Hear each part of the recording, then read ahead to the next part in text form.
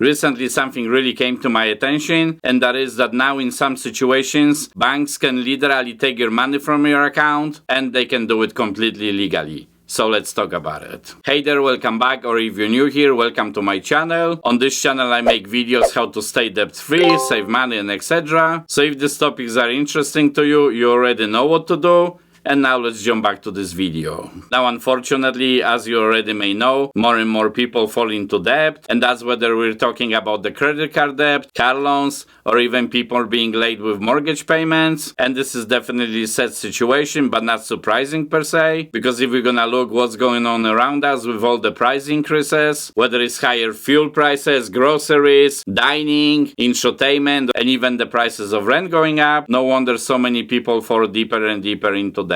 So unfortunately, on one hand, you have more and more individuals falling behind the payments, basically not even being able to pay the minimum on some payments like credit cards and etc. And then on the other hand, you have the banks who basically will do everything possible to pretty much recover all the payments, all the losses, or at least reduce the risk of losing any money. So banks are definitely getting wiser to recover their money, and in normal situation, let's say you owe money on the credit card, even let's say you didn't pay the minimum on the credit card that particular month or two, the banks cannot just, for example, take the money from your checking account to pay off this credit card, even if that checking or savings account is directly connected to that credit card account. Now with that being said, obviously if somebody doesn't pay the credit card, they can still try to go to the collection agency or even the court system actually in some cases to recover the money that you owe them on the credit card. But one thing they cannot do is just simply willy-nilly go to your checking account and withdraw the money unless they literally would have the court order to do so. Now that applies to the credit cards, however when it comes to the auto loans, the situation is totally different. So for example, let's imagine you still owe $18,000 on your car, and to make it simple, let's say your payment is $600 a month and you're behind on that auto loan payments, let's say 2 months, so now you're in default $1,200 for example, and some car loans contract, obviously you have to check yours. In this situation, they will allow this car loan bank to literally take this money away from your checking account, for example, or savings account, basically any account that is connected to the loan itself, to make your car loan payments current,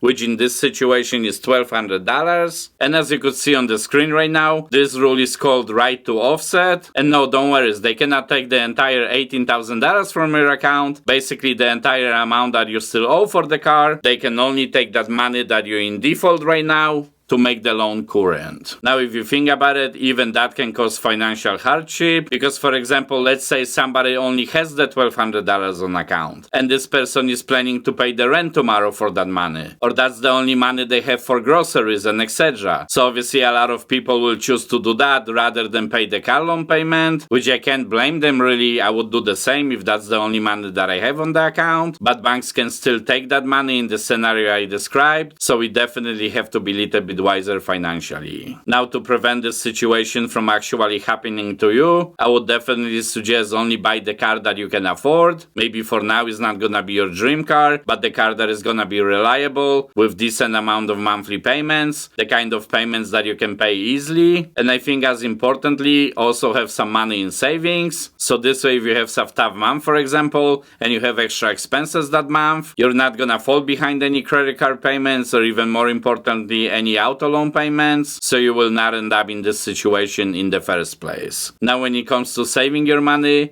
high savings accounts are the best places to keep your money in. Here is my experience with Capital One, so you can check that video next. And as always, thank you for watching.